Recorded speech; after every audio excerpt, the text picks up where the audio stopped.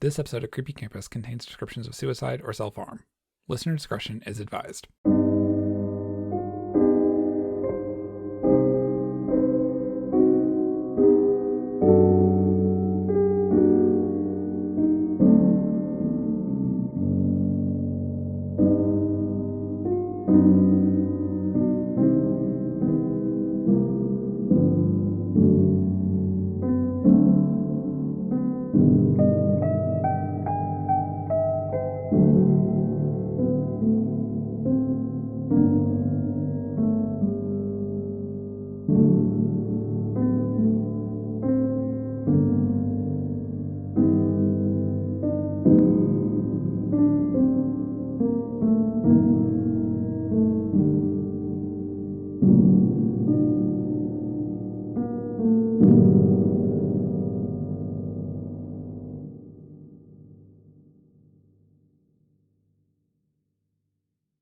Oh, my favorite Instagram account is Disappointing Affirmations. What is that? It is they post like these like random photos of like things you would typically see on a motivational poster, like a waterfall, or this like serene forest scene or something. And then it's like over top of its quotes like, "You're exactly where you belong, and that's your fault." Oh my God. This is like every therapist I've ever seen, this is their worst nightmare. I guarantee. Oh my God, my psychiatrist would be so mad. I kind of like, because it's usually involved in like, it usually revolves on like around work and stuff. Do something nice for someone today. Leave them alone. Life is hard enough without your bull shirt. Oh my God. And here I thought you were going to bring up something cute and sweet like the dinosaurs. It's okay to have feelings. Just bottle them up until they explode, like most people do. You know that song, Turn It Off? From Book of Mormon. Just cram it really deep inside and then crush that box. What? My favorite one. It's like, don't give up. Don't. Give up. My favorite thing in the last like week on TikTok has been this guy posted a TikTok talking about something about he made a mistake in his sign off in his email signature, and he put don't hesitate or something like that. Don't hesitate to reach out. Yeah, but if you have questions, hesitate to reach out. Yeah, it was just like the funniest thing because a coworker of mine sent it to me and we both went, yeah, after this week, that's exactly what we both want to send to people. And if you have any questions, hesitate. Don't. If you have any questions, don't. Mm-hmm. Hesitate to reach out. That was what it was. Don't let anyone tell you what you can do. That's a job for the voices in your head. I don't think we should do that one for me. I think that could go downhill real quick. Oh. Anyway, this is our podcast about creepy college campuses. This week on Unpacking Jeremy's Trauma. Listen, I didn't even start out with my trauma. You were the one that did all that. Yeah, true. I'll own that.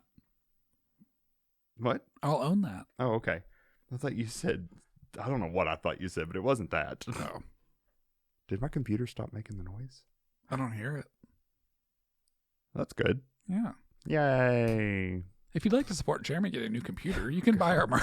Buy our merch so I can get a new computer, even though I really like this computer and it was very expensive. Mm-hmm. I did get it in 2020. Yeah, that was It was not a good year for computers anyway. It was a panic buy because I had to be able to edit video for the theater program. And it was just like, there was a lot going on. Mm-hmm. And now we're in 2023, which means the computer is still in excellent condition. It's just, I think I'm working it harder than it was designed to do. Yeah. I don't think it's supposed to run Photoshop and Final Cut and InDesign and Illustrator at the same time. Oh, honey, nothing's designed to run all of those at the same time. Well, I can't even run Final Cut well anymore. I don't know why. It could just be that my hard drive's full, so it's having a hard time having space because it has to have so much space to work. Mm-hmm. I don't know. It could be that. Maybe I just need to clean my hard drive up. Yeah. That would probably help a lot. I'm sure it would. I need like 7 external hard drives or something. I've been working on it. I need to offload the videos from the Master Plan live show. Yeah. That's a lot of 4K video. There's a lot of 4K video. But anyway. Oh. We're back. We're, again, for the week. We're back again for the week. Yeah. It's Boom. still October, still spoopy times. It's feeling like fall outside. Oh, it does feel like fall. Although it's kind of warm today, and I'm a little mad about it. I mean, it's like, what, in the 60s? It's like 70 degrees outside, which is Sorry, fine. it is 63.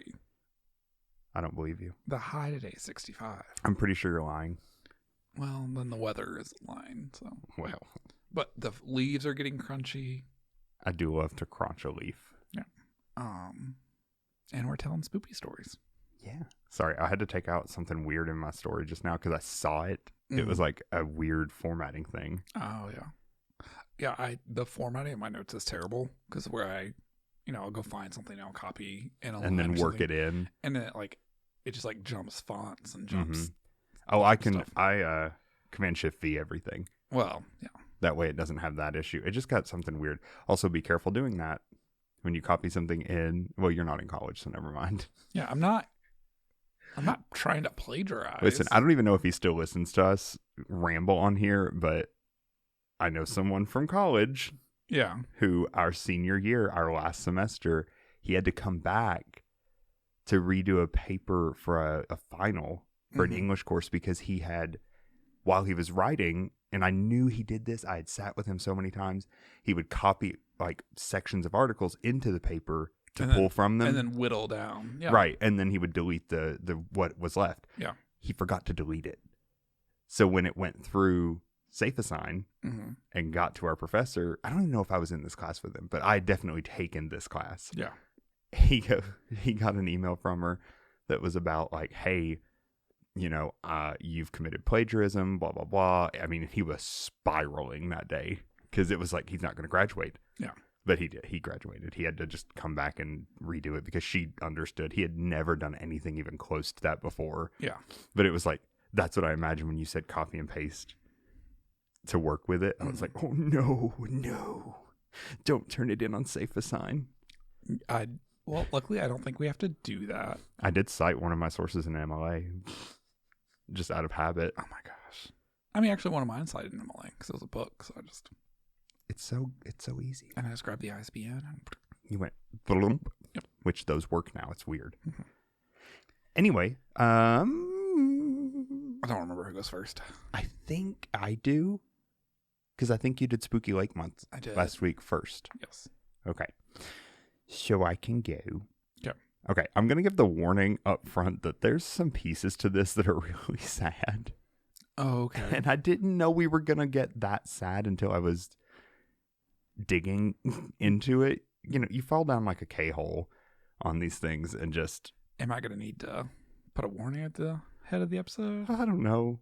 No, I don't think so. I think I handle it okay, like as far as like the way I worded things. And well, I just opened your pictures and I just saw like the third slide, so... I don't even know what the third slide was, so good for you. Okay, well, I'm going to take us up to New York and do Columbia University, which you would think would have like just stupid amounts of hauntings, right? I mean, old school, so yeah. It's super old, right? Well, it has one big one that we're going to talk about, and then a bunch of other things that I think are really important to understanding, like why there might have been that haunting and a couple other things. So don't look at my pictures yet. It'll spoil too many things. Okay. Spoiled it. And all of my lots of sources are listed at the top of my paper so that you can find them. Okay, but Columbia University, officially titled as Columbia University in the city of New York. Did you know that? I did not know that. I've never seen that, but it is a private Ivy League research university in New York City. Big Ivy. It was established in 1754 as King's College. Shocker. On the grounds of Trinity Church in Manhattan. It is the oldest institution of higher education in New York and the 5th oldest in the U.S. So it is very old. So Columbia was established as a colonial college by a royal charter under George II of Great Britain. So it predates the U.S. just in general. Oh, yeah. It was renamed Columbia College in 1784 following the American Revolution, and in 1787 was placed under a private board of trustees headed by former students Alexander Hamilton and John Jay. Okay, first of all, when I started all this, I was like, all I could hear when King's College came on was, I'm going to get a scholarship to King's College, that whole thing from Hamilton. Until you punch the bursar. Right? But Alexander Hamilton and John Jay, they were the trustees that were heading it. In 1896, the campus was moved to its current location in Morningside Heights and renamed Columbia University. Okay? Yep. Okay, so the big thing I want to talk about up front is Morningside Heights, which is... it's just a weird name for a place for some reason. It sounds like a senior assisted living facility. Right? Okay. Well, that's... Foreshadowing? Foreshadowing. Okay. So in an address by Dr. Peter Middleton at King's College on November 3rd, 1769, he said, "The necessity and usefulness of a public infirmary has been so warmly and pathetically set forth in a discourse delivered by Dr. Samuel Bard at the college commencement in May last, that His Excellency, Sir Henry Moore, immediately set on foot for a subscription for that purpose, to which himself and most of the gentlemen present liberally contributed." I know I have all this background in words. Yeah, but That is so wordy. Late 1700, early 1800 words are just way different. It's just, I don't like it. I don't like it. It reminds me of taking American Lit and reading early American novels. Mm-hmm. Bleh. Bleh. Bleh. There were very few of them I was like really engrossed in. But, so, that is where we start our conversation about the land that what is now Columbia University sits on. So between 1816 and 1818, the Society of the New York Hospital purchased 26 acres of land on which to build an asylum in a part of Upper Manhattan, which, weirdly enough, I have never been to Columbia. Like, I've never walked up there. As many times as I've been to New York, I've never walked up there. And I'm a little irritated at myself now because I've seen pictures of it, and it is beautiful. Yeah, but you don't have a reason to go up there. Well, I've just never had any reason to go to, like, the upper part of... I was going to say, it's, like, way uptown, isn't it? Yeah, like, no one... When I'm there visiting for a few days, like, for, what was I up there for? 4 or 5 days? Yeah. I just have no reason to go anywhere north of the upper part of Central Park at the highest. Mm-hmm. So it's just like, okay. Anyway, so they purchased 26 acres of land to build an asylum in the upper part of Manhattan, then largely farmland and referred to as Bloomingdale Asylum. Lovely. Lovely. So according to Andrew Dulcart, the large, elegantly detailed federal-style brownstone building was ready for occupancy in 1821. This is the very first building they did. Okay. So at the time the asylum was built, it was the only hospital in the state caring for the mentally ill. And I'm going to be very careful as I read through some of this because it's dated. So forgive me when I slip. Ooh. Yeah. And some of the names of things are going to be wrong in terms of like what we would say now. Yep. So beginning in 1841, poor patients were actually moved out of Bloomingdale Asylum to New York City Lunatic Asylum. Yep. On Blackwell's Island, which is now Roosevelt Island. Mm-hmm.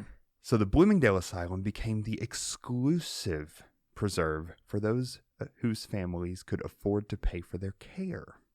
So the well-to-do mentally. And it gets weirder.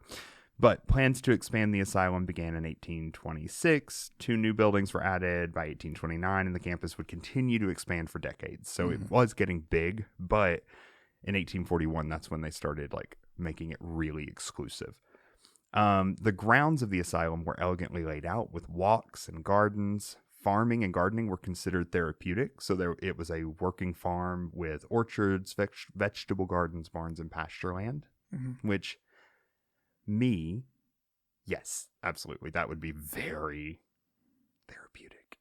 If I had to have a grippy sock vacation, send me somewhere that I can work in a garden for a while. Send you to a farm upstate. Ooh, no, not like that. That's essentially what you just said. So, okay. So according to Columbia University Libraries, a patient could be admitted to the asylum against their will in the 1850s. okay. Which, if we remember anything, because I think we've talked about a couple asylums on here, it's very common, unfortunately. Oh, it's still common. You can still be committed against your will. Just have to have like a court order and some other. It's a little more involved nowadays. Well, and it's different now. Back then, you could just be like, "Here's $20. Take this person off my hands." So some true stories even ring out from the past, like that of Caroline Underhill, who was forcibly committed by her nephew and sister. Commodore Richard W. Meade, the brother. Oh my gosh. The brother of Gettysburg war hero General George Meade was even committed after he didn't approve of his daughter's wedding. Okay.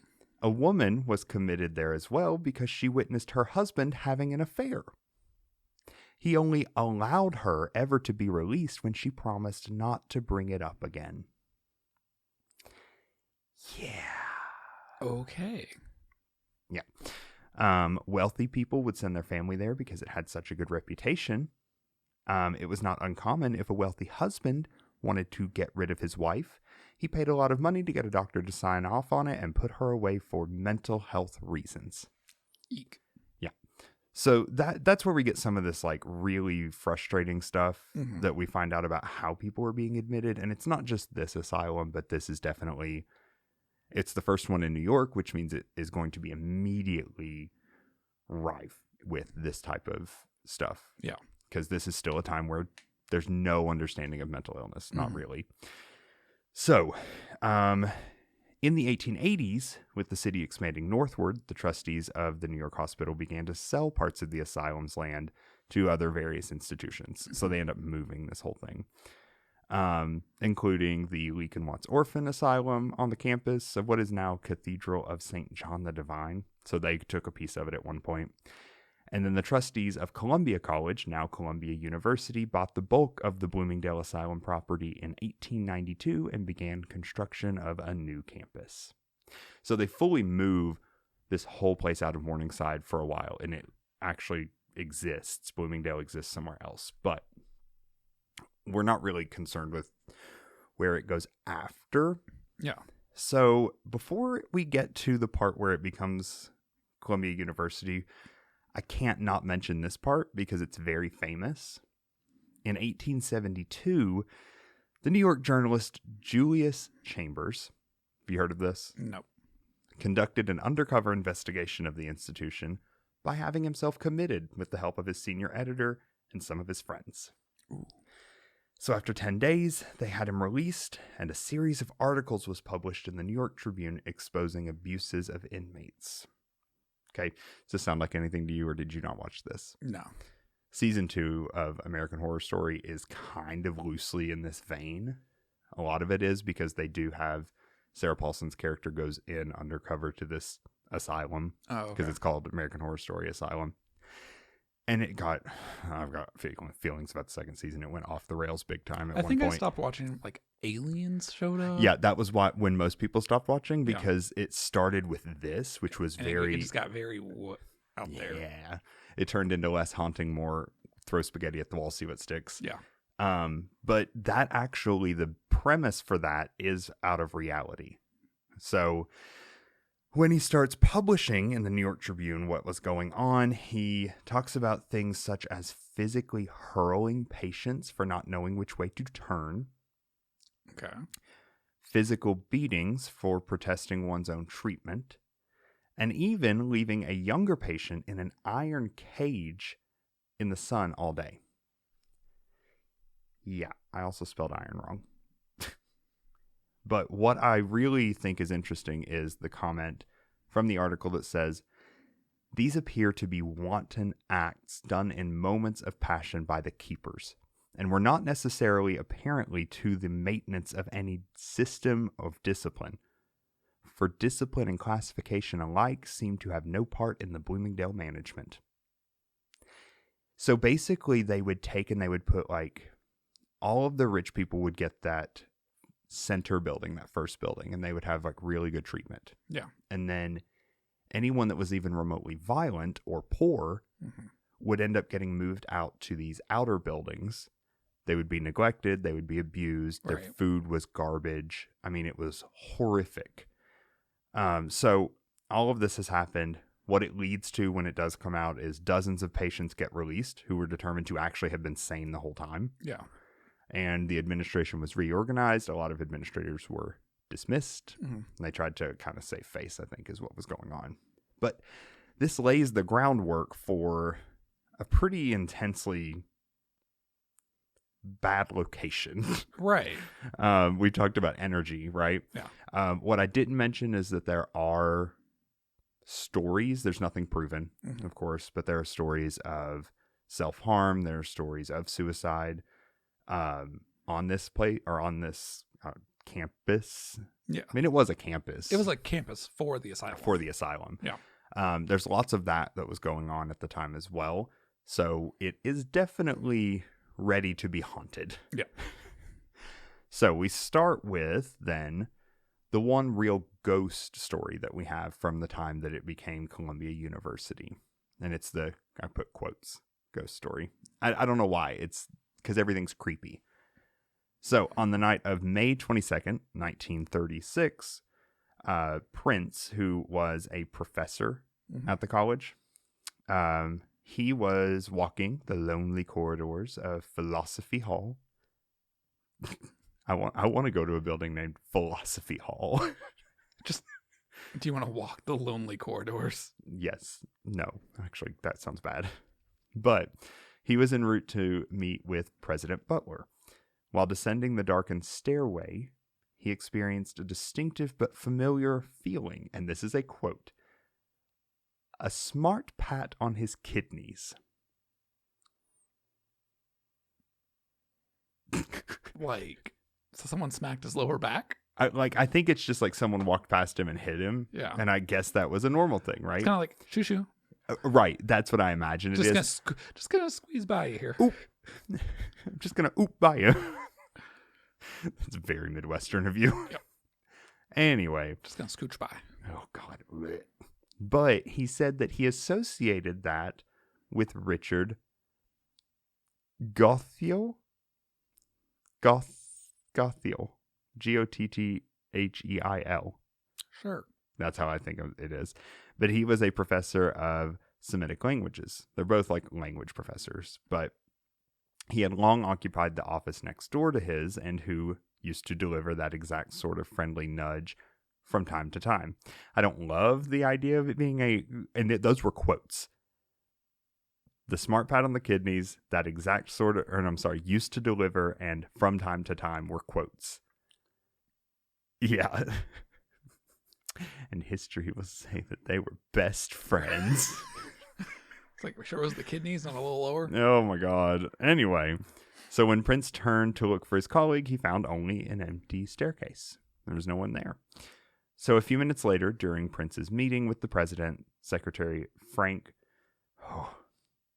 Fackenthal, I did well, sure. entered the office to inform them of some sad and, in the context, spooky news.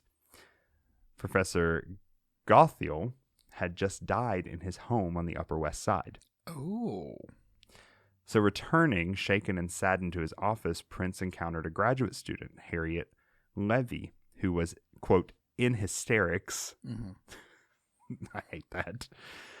She had too just had a spectral encounter with the deceased professor. She had been sitting at a desk that evening and had seen him in the hallway. Since she had the key to his office, she got up and followed after him. And as she went to unlock the door, Gottheil had glided by her in silence and passed through the closed door and disappeared. Oh. Just like, whoosh, into the door. If I become a ghost, I'm not going back to work. No. No, I am. We already established this. I'm going to gentrify You are, but I'm not. VP I'm not Henry. going back to work. Oof. So, in the days after hearing...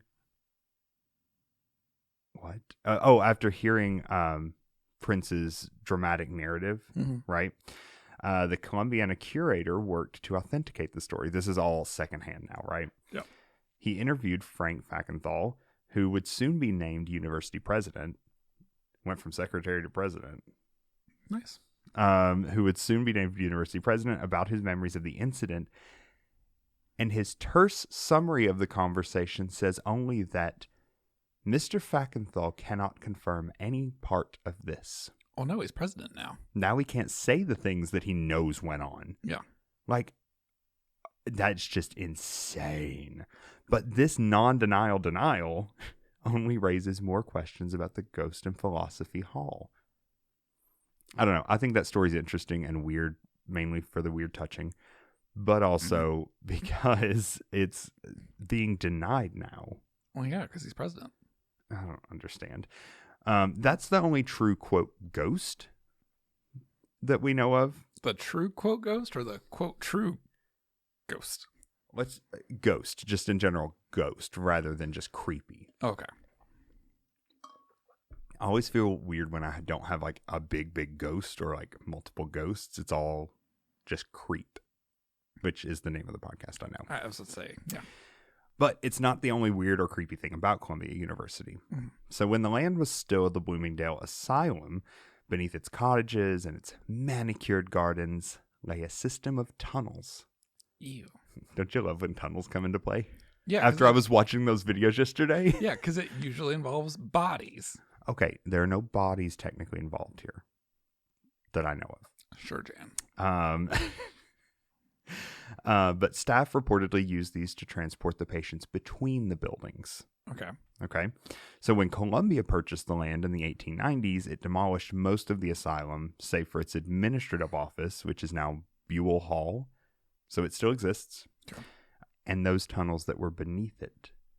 So all those tunnels still existed. They raised the top and the tunnels were still there, which is like, ooh, interesting. I love tunnels. I don't know. Is this why I'm obsessed with the subway everywhere I go? Is it the tunnels? Don't say it. Don't say it. You can't say that. You can't say that. You keep that to yourself. Everyone that's listening probably knows what you were going to say because I like trains. I do like trains. I think they're fun. Say it like that though?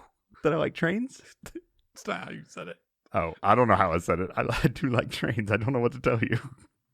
Anyway, it is from these foundations upon which the university and the current tunnel system were built. Okay? So as Columbia expanded in the following years, so did the tunnels, stretching to supply heating and cooling to new constructed buildings, right? Connecting nearly all of campus in the early 20th century, the tunnels became popular walkways, especially during heat and rain. Oh, yeah. Which would be so good to have tunnels in that for that reason alone. And they were used by student government and fraternities for official activities. Like they would hold things down there. We're going to talk about student government instead. We're going to pretend I didn't say fraternities. It's like hazing. So in the 1930s, additional tunnels were constructed alongside the then new Butler Library, physically joining it with the rest of Columbia. So tunnels everywhere. So you could get to everything. It's all tunnels. Aliens. Anyway, so the asylum's history lingered over the tunnel system, though, like a specter. Ooh, I read that line and I had to lift it. While campus was relatively new, the tunnels quickly seemed to become synonymous with a part of Columbia's past that seemed obscure and shadowy. In the 1920s, a Bloomingdale patient's ghost was rumored to be haunting the tunnels, sparking so much speculation across campus that it prompted an administrative response. You know how something gets so out of hand and you have to get something from like the dean's office or the president's office? I love that. In 1932, the New York Times published an article describing a group of Columbia students stuck wandering the tunnels for perpetuity, living off dust and cobwebs. The New York Times really said, let's stir the pot. Yeah. Campus was only about 40 years old, but in the 1930s, students already found the penciled inscriptions on the tunnel walls as a way to connect with Columbia's prior generations. I pulled this from an article that was really cool. It was about just how like intrinsically connected the campus with, or like the student body has always been with those tunnels. Yeah. And now they're like shutting them off. Oh. People can't really go down there. It's a whole thing. Anyway, so according to student accounts, during the Manhattan Project, the tunnels were used by Columbia scientists to transport radioactive material between buildings. Love that. Fun. And prior to its removal in 2008, the basement of Pupin Hall, which was only accessible through the tunnels, like you couldn't go to that basement from just the top of the building, contained a Manhattan Project era cyclotron built by John R. Dunning. Yay. I mean, really? This stuff is just sitting under people? Yeah. And on land that is like effectively like cursed. Yeah. I just know it's cursed. But legend has it that one of the students working on that project was exposed to radioactive material and fatally poisoned. And students now say that he haunts the tunnels below campus where supposedly desperate physics students go looking for him, hoping he can help them with their exams. Oh.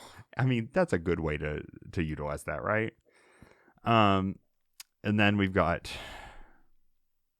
have the story of Ken Hechtman, who in 1986, as a Columbia first year, stole radioactive uranium-238 from an abandoned tunnel because it seemed like a neat thing to have.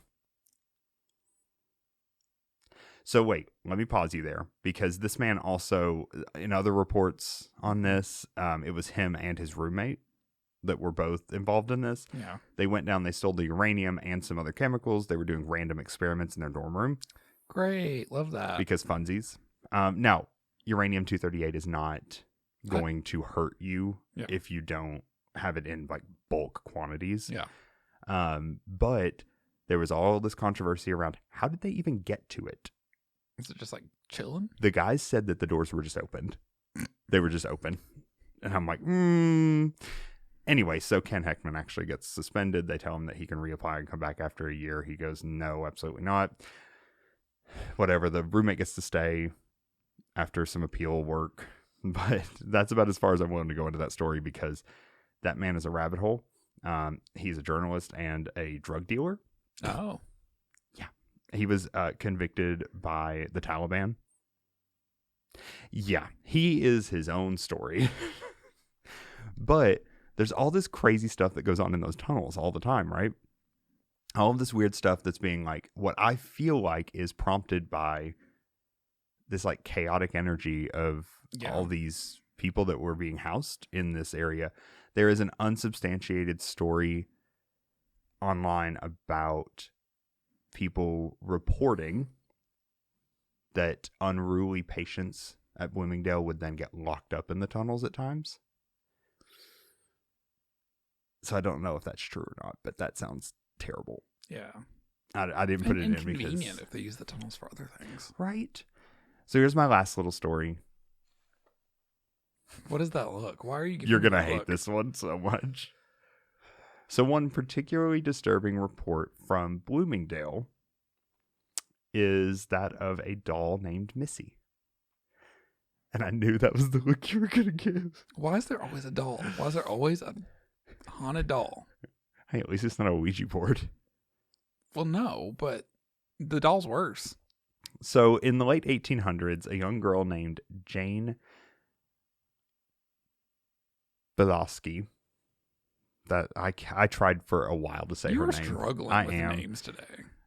Anyway, Jane got a little doll as a gift, which she promptly named Missy. And after the doll's arrival in her life, Jane's friends began to die under mysterious circumstances. When investigations were carried out, the only person present at the times of the murders was young Jane.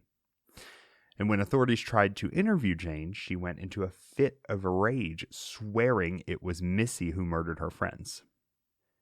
Jane was eventually committed to the Bloomingdale Asylum, and she remained there until her death. Even as an old woman, she swore it was her doll that was the culprit. Did she take the doll to the asylum? I'm sure she did. And it is a creepy tale, but unfortunately, I don't think it's true. Okay. Does that make you feel better? So apparently this was first posted on Pinterest with a photo, but it's almost impossible to track down who originally posted it and where they did so.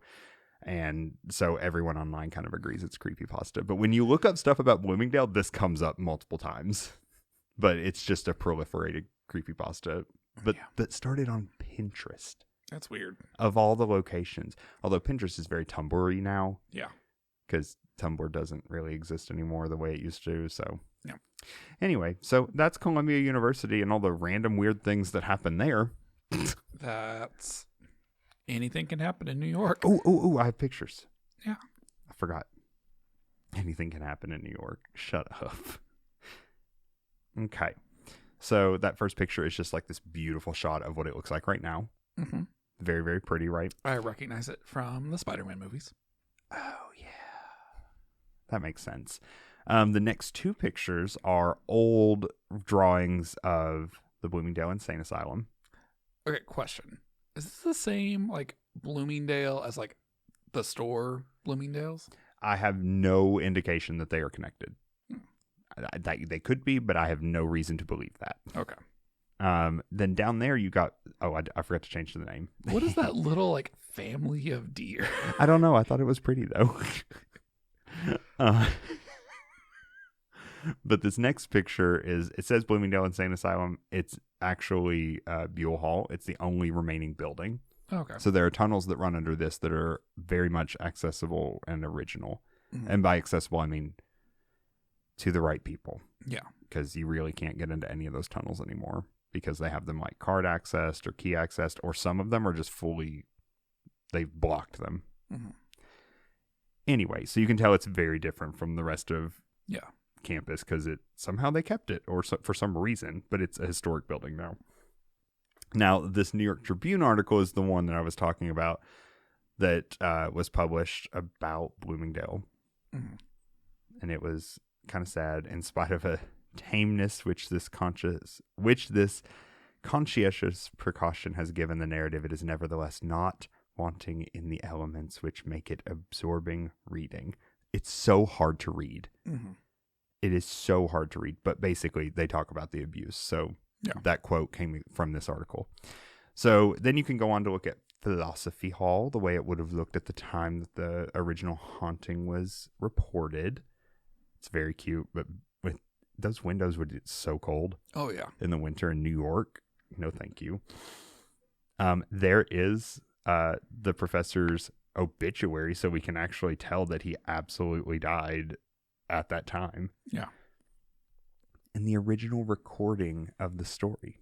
Oh, that's cool. I love that they have it and that then they're like basically denying it. Yeah. Love that. Then you can see the Columbia University tunnels, which are like littered with graffiti and stuff, which is interesting and fun, honestly. But they're very creepy looking. They are very creepy looking, but I love them. They would be fun to explore once. Yeah. And then you've got the picture of Jane and Missy. And Missy is terrifying. Like, if this story was written as a creepypasta because someone found this picture, I understand it. Yep. Those eyes are too human. The mouth. Like it looks almost like Slappy. But there's no lines that show you where the mouth would open. Yeah. I don't know. It's terrifying. But we don't have any proof that was real. Unfortunately. Or fortunately, honestly. Or fortunately. Anyway, you're welcome. Oh my gosh. Okay.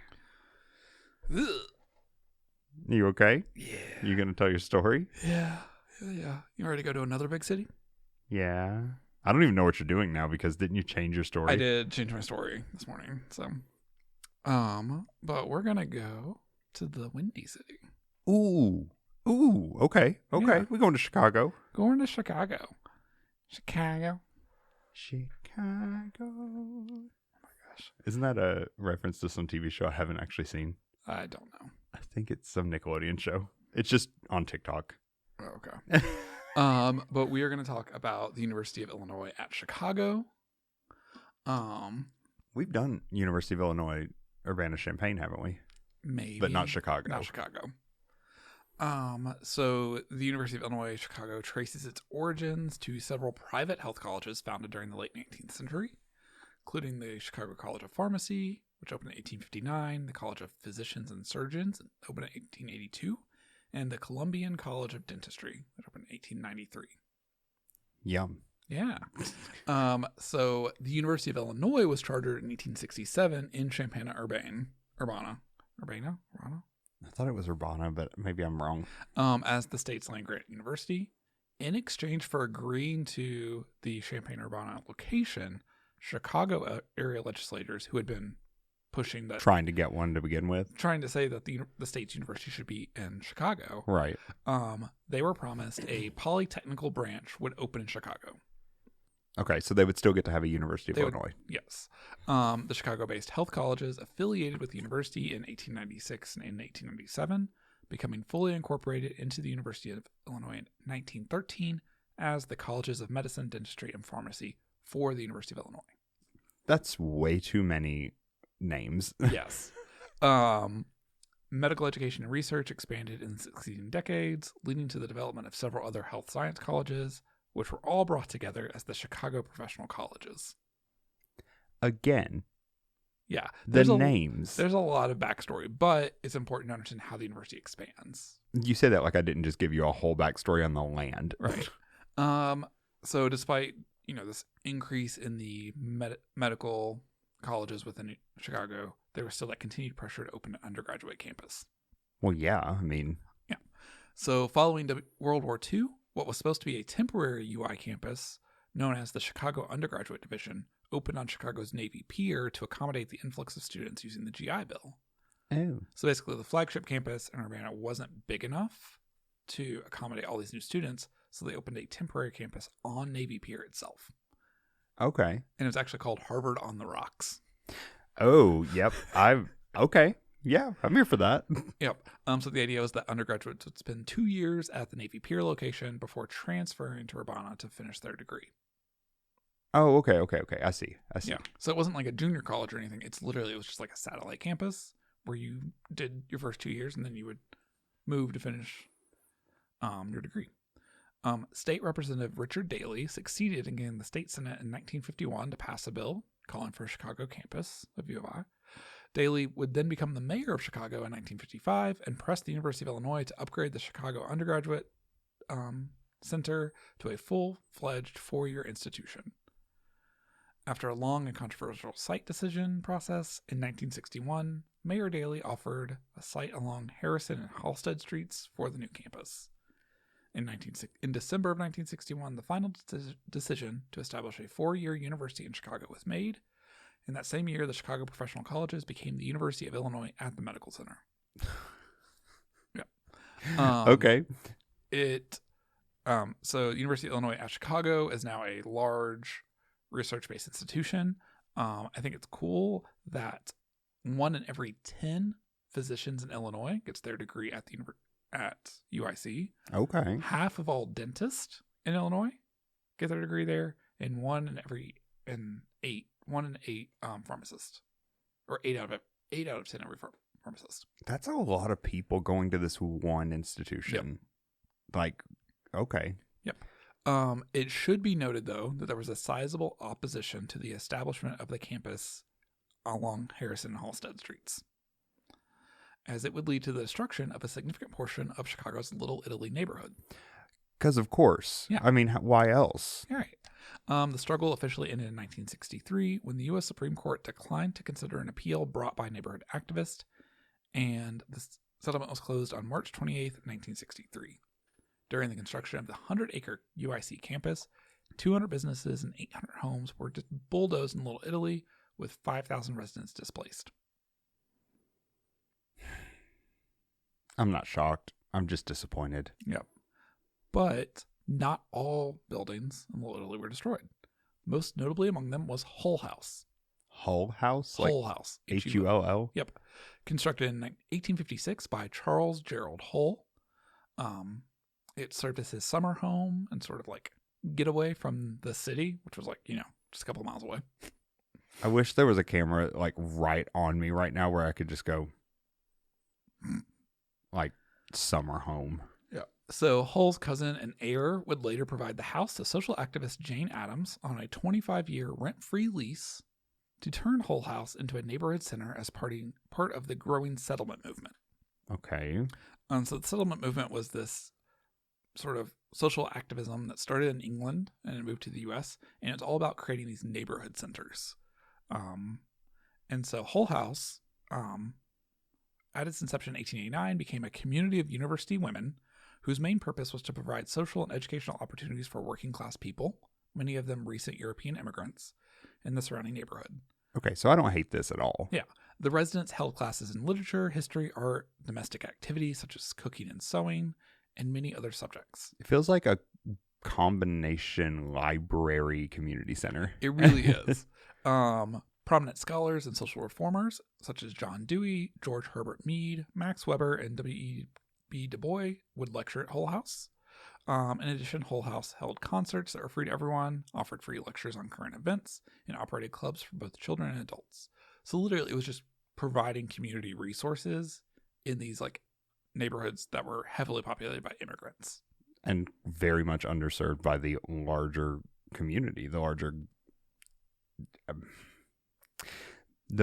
majority. Right. I'm trying to find the nice way to say something without making everything angry. Yeah. So at the time that the UIC campus was established, the organization operating the Hull House at the time sold the building to UIC. And the Jane Addams Hull House Museum is now part of the College of Architecture and Arts at UIC and serves as a memorial to Addams and other resident social reformers whose work influenced the lives of their immigrant neighbors, as well as national and international public policy. Okay. Listen, I'm here for all that. Yeah. The museum and its programs connect the work of Hull House residents to important contemporary social issues. The museum's collection includes over 1,100 artifacts related to Hull House history and over 100 oral interviews conducted with people who have shared their stories about Hull House and the surrounding neighborhood. Okay, see that now we're getting into some really cool stuff. Yeah. So they have taken what was a great resource for this neighborhood and now are using it to tell the story of the great things it did for the neighborhood. Right, so that they can make sure that they don't lose that piece of an immigrant history. Yep. So one topic that isn't presented as a museum exhibit, though, is the extensive history of hauntings associated with Hull House, with the structure frequently being cited as one of the most haunted places in Chicago. I've never heard of this place. You actually have. So Ghost Files, okay, the YouTube show with Shane and Ryan, did an episode. I think it was last year. Did we watch it? I'm sure I watched it. I think you watched it. I think I watched it. I don't remember it, so I might have like been a sleepy person at that point. Yeah. But in fact, Jane Addams herself noted that upon moving in, the building had a, quote, half skeptical reputation for a haunted attic. Half skeptical? What does that mean? I'm not 100% sure, but we'll talk about that more in a second. Now, it's unique because the whole mansion was not a space where notable or violent deaths took place necessarily. So it's not Bloomingdale. It's not, it was not a war hospital. It wasn't, right. A prison. It wasn't any of these things that we often see associated with these extensive hauntings. There's no deep-seated trauma. That's what I was going to say. There's no big traumatic events. Right. The house even survived the Great Chicago Fire of 1871 thanks to its location on the outskirts of the city. Kind of shook by that one. It was just far enough to be out of reach. Yeah. There were only 2 notable events of death that took place, according to the Hull House Museum website. The first was of Millicent Hull, Charles Hull's wife, who died of an unspecified illness in her bedroom in 1860. Okay. The second was the death of a young woman named Irene Donner, who was shot outside of the settlement by her former fiance. Great. Yeah, awesome. Love that. So in spite of Hull House's mostly innocuous history, ghost stories about the space still persist. So like I said, there's a variety of paranormal stories associated with Hull House. There was once a large fountain in the courtyard outside that was believed to be a portal to hell. Don't know why. I could never. You know, in The Magicians, how they use the fountains as portals to everywhere? It's that. Yeah. Now, I could not figure out why they thought that the fountain was a portal to hell. But while the fountain is gone, the concrete slab where it stood still remains. And multiple people have claimed to hear the sound of children running back and forth around that slab, as well as in an upstairs hallway. And they're actually called fountain girls. I have so many problems with that. Yep. Not the least of which is we've talked about I do not like the idea of ghosty children. I need you to hold that thought. Oh, God. I need you to hold that thought real close. Mm. So that's not the only story associated with the fountain, though, because people have claimed to see the images of several entities wearing hooded robes standing in a circle around the space. These same monk-like entities have allegedly been photographed ascending the staircase. No.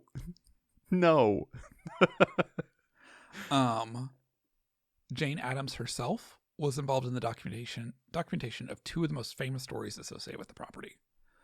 So when she first moved into Hull House, her bedroom was on the second floor and is widely believed to be the room that Millicent Hull died in. Oh. While staying in the room, Addams would see the apparition of a woman dressed in white several times. While she believed the spirit meant no harm, eventually Addams did end up moving to another bedroom. Cool. Same.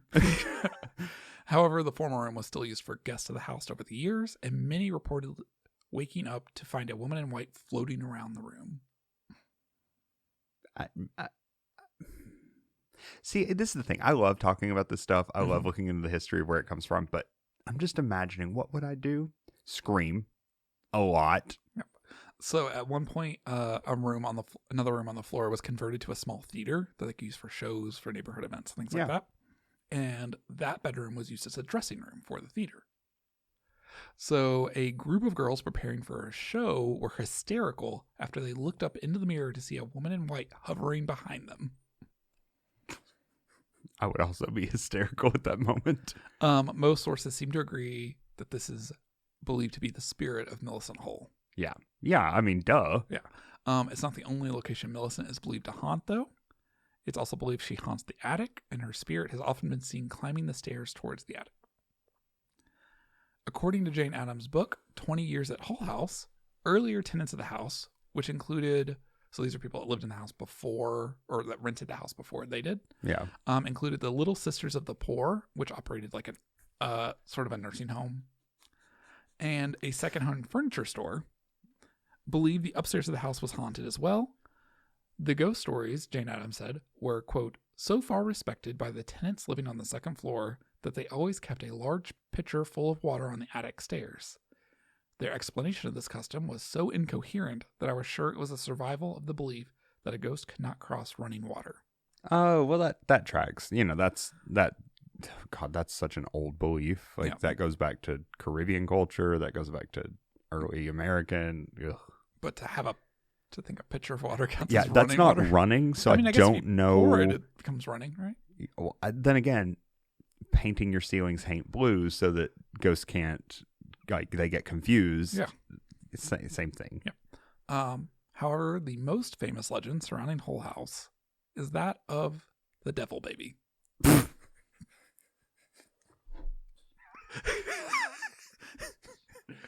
Shut up. I wasn't prepared for Devil Baby. If you're listening and not watching, Jeremy had to take his headphones off, turn around, and dare I say, lose it for a second. Oh, a Devil Baby? Yep. So in October 1916, Jane Addams published an article in The Atlantic, which is still around today, around, yeah. Describing how she herself came to learn about the legend of the Devil Baby. What is that NFL, or not NFL, it's the Super Bowl commercial. Monkey Puppy Baby? Yeah, that's all I can hear when you're saying Devil Baby. Monkey Puppy Baby. But with devil horns. Monkey Puppy Devil Baby. Anyway. So Jane Addams wrote this article for The Atlantic. Quote, the knowledge of the existence of the devil baby burst upon the residents of Hull House one day when 3 Italian women, with an excited rush through the door, demanded that he be shown to them. No amount of denial convinced them that he was not there, for they knew exactly what he was like, with his cloven hoofs, his pointed ears, and his diminutive tail.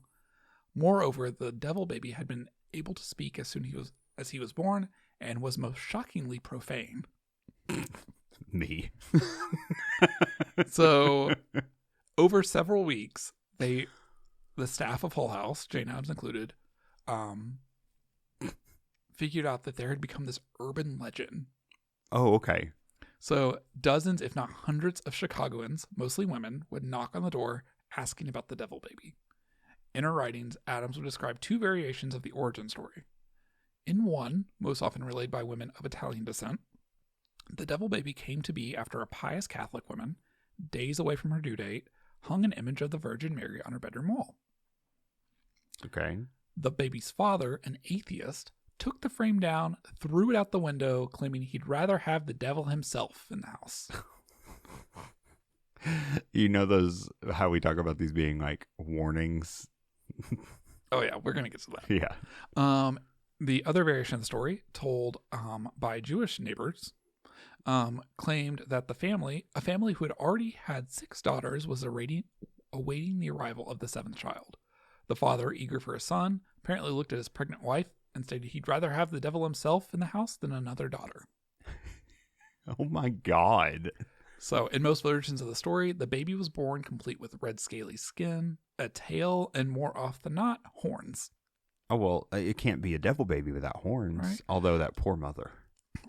Retellings often indicated the demon babe was born walking, often described was the image of the devil baby running across the family's dining room table, wagging a claw-like finger at the father, before snatching the cigar from Dad's mouth, often spewing a whole variety of profanity in an articulate, adult, like manly voice the whole time.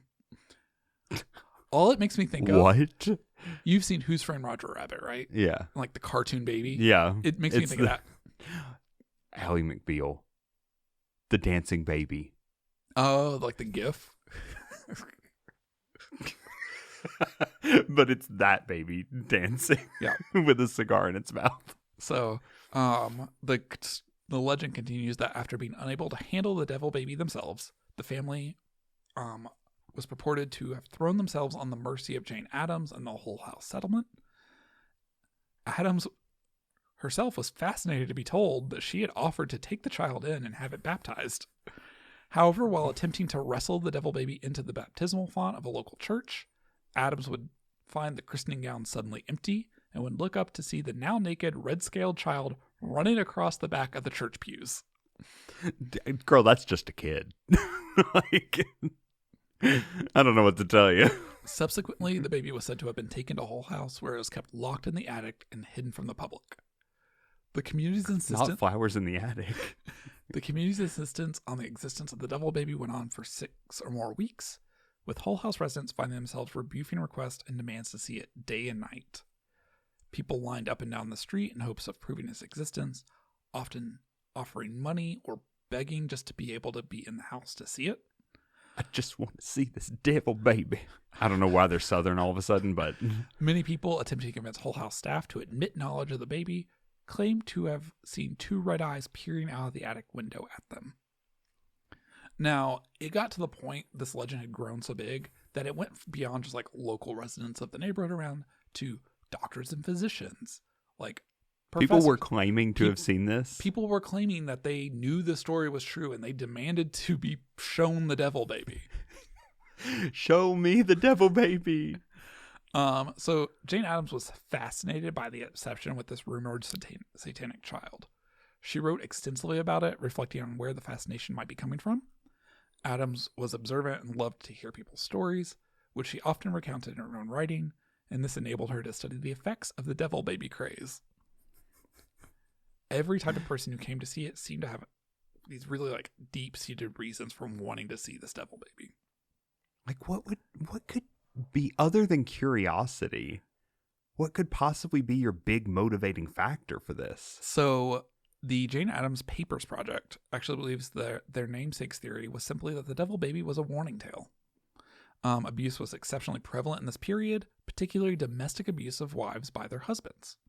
Yeah. Thus, the story of the Devil Baby is a morality tale of what can happen when the man of the household fails to be faithful and appropriately religious, and therefore disrespects his wife and family.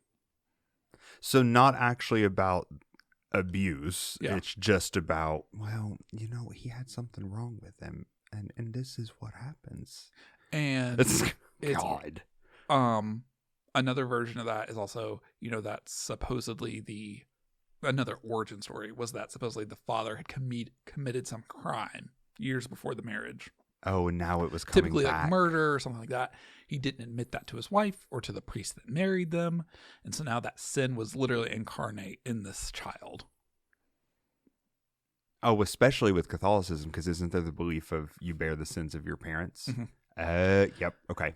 So though there was no actual devil baby caused by a cruel father, the hope that it gave the women that it would keep the menfolk in line to hear of the potential consequences of their actions was an important aspect of Jane Addams' work. And this rumor helped her determine where the women needed the most help. So it actually kind of provided, like, she was able to turn this around and be like, okay, if you're really desperate to see this devil baby, because why?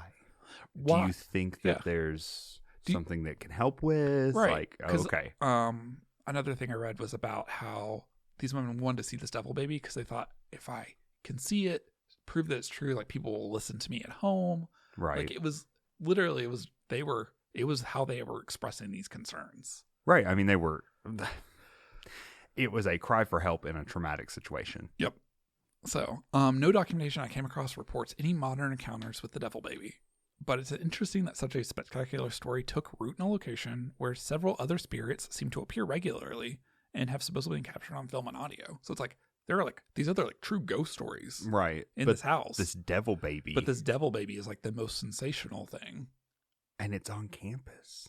Yeah, it now is housed as part of UIC's campus. I can't get over the fact that you used the word scales a minute ago. Scaly.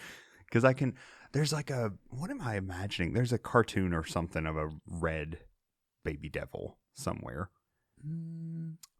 Or The Incredibles. Jack turns into the little like flaming demon baby. And now we're going to own Disney like $6,000. Oh my gosh. No, it's this. It's Hot Stuff, the Little Devil. What? It's a comic book character created by Warren Kramer, who first appeared in Hot Stuff #1, published by Harvey Comics. Oh, yeah. You know what I'm talking about? Isn't it the mascot for like hot candy, like Hot Ones or Red Hots? Oh, maybe. Yeah. But still, in my brain, I was like, that looks really, I'm thinking of something. Yeah. I also saw a lot of things that compared the story of the Devil Baby to the Jersey Devil. Oh, yeah. I wouldn't have even, yeah. So there's actually several books out there about this phenomenon of the devil babies of America. Because there are several devil baby legends. Oh, yeah. I mean, come on. Because children are evil, but... Oh, my gosh. Douglas. All right. I got pictures, though. Do you? Because I haven't seen them. Yeah, they're in my notes. Like, in my note folder. This is the very first time you have ever put them in your note folder. Oh, well. That's where they're at. There they are. Okay. So that first picture is a postcard illustration of the Hull House from the early 19th century. Love a postcard. Yep. That next picture is the Hull House as it is today. So not the entire structure wasn't saved, but this is the original Hull House. So it got added onto over the years. They kept the original structure. And then parts of it. And actually, there's a building that's associated with the Hull House that was actually moved like 200 yards to preserve it. Also, there is something about this picture that just screams cold. Well, it's the trees, the coloring of it. Because it's probably like winter, early spring in Chicago. Yeah, which is cold. Yeah. The next picture is a picture of Jane Addams reading to children in the Hull House. The duck.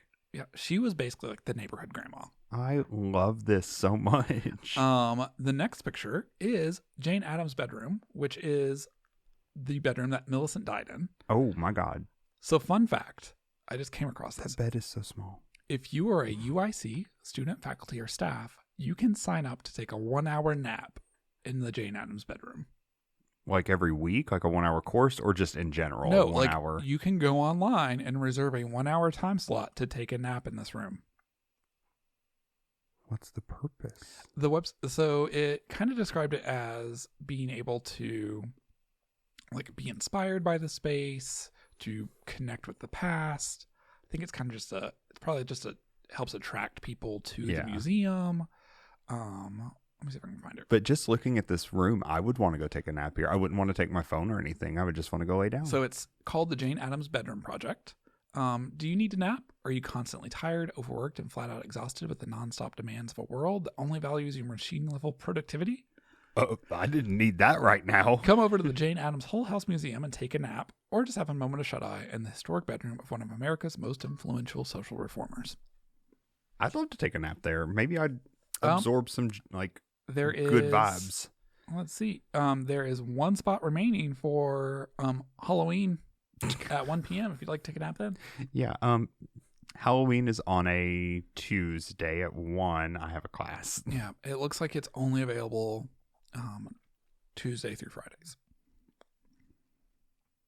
But the next picture, so the picture on the left there is supposedly the photo of the monks walking up the staircase, which if you look closely, you can see some like kind of oblong.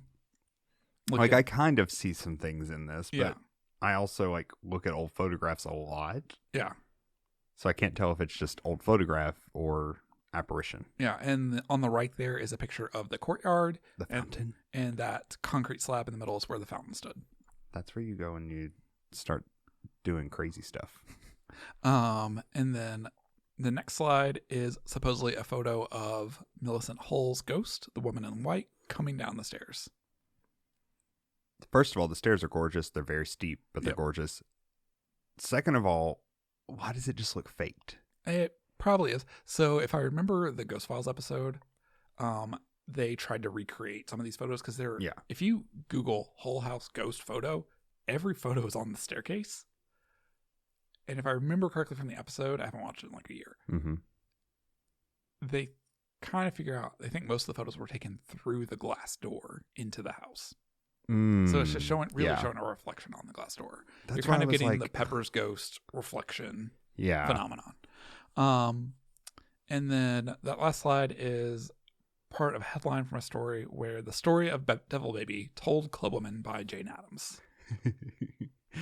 Devil Baby. So they had actually hired detectives to figure out where the devil story. That imps had been brought to Hull House. Yeah. Imps. Oh my God, and it was just purely racist. According to this headline. I mean, it was so it does say, the headline does say, stories of devil children believed by Italian and Jewish immigrants. It was, I think that's in part because that was who populated that neighborhood at the time. Okay, so they weren't just intentionally. Yeah. Okay, sorry. It struck me really weird. Yeah, no, it is inherently, there is some systemic racism that played into it because these legends were believed by these communities, but they didn't spread outside of these communities because these communities were so insular. Yeah. They were kind of, isolated of themselves. Yeah, I mean, they almost had to be because of everything going on. Yep. So. And they actually had a community here. So that was an incredible thing for them. Yep. But yeah, so that is the story of the Hull House Museum at the University of Illinois at Chicago. And the Devil Baby. I don't know why that makes me. It also just set it up so well that you were talking about ghost children it's something about hearing children where there should not be children, and then you can't see them or anything, and so, that just something. Well, they should be seen and not heard. But oh my God, Douglas. I think it's part of it. Part of it for me is that like I have this thing where I need. Like, I remember growing up, I watched my mom, like, make my dad stop in the middle of the road once. We were headed, I think, to church one morning or something, and there was this old motel in town at home. And this baby had just like fully just diapered baby had run out into the middle of the road. So like I remember watching my mom get out and like grab this child. Yeah. And like her freaking out, you know, because I would too, but I couldn't see it. I didn't know what was going on. Yeah. I have that thing now where I think of kids in that way and I'm like, yeah. And that comes from maybe running the youth theater in the summer. And like, I'm very aware of where the children are. Yeah. But it also comes from there are places they should not be. Yeah. And if they are there and they shouldn't be there and they're ghosts, I'm even more freaked out because it's like the Waverly Hills thing with what's it, Timmy? Is it Timmy with the ball? Yeah. No. It's like the juxtaposition of the innocence of childhood. Yeah. And like knowing that if they're a ghost, that means they're dead. Right. The innocence of childhood versus the like trauma of death. Yeah. Like, I don't do that well. So there's something about ghost kids that freaks me out. Yeah. I don't like that. It's also the laughter. That too. Ew. Stop that. Ew. It was a bad attempt. I'm kind of glad it was a bad attempt because never again. Okay. Oh my gosh. Well, I think that's it for this week. It is. If you know of some ghost children or devil babies, send them to us. Send us the stories, not the ghost children or the devil babies. Don't open any boxes you get for a while. Oh my God. No one knows my address. They shouldn't anyway. Yeah. But you can submit that to us at creepycampuspod.com. That's where you can also find all of our old episodes, show notes, pictures, all the fun stuff. All of the things. Merch. I'm not wearing it. But I am. Doug's wearing his favorite shirt. Yeah. His favorite sweatshirt. But yeah. So. Okay. Yeah. Bye.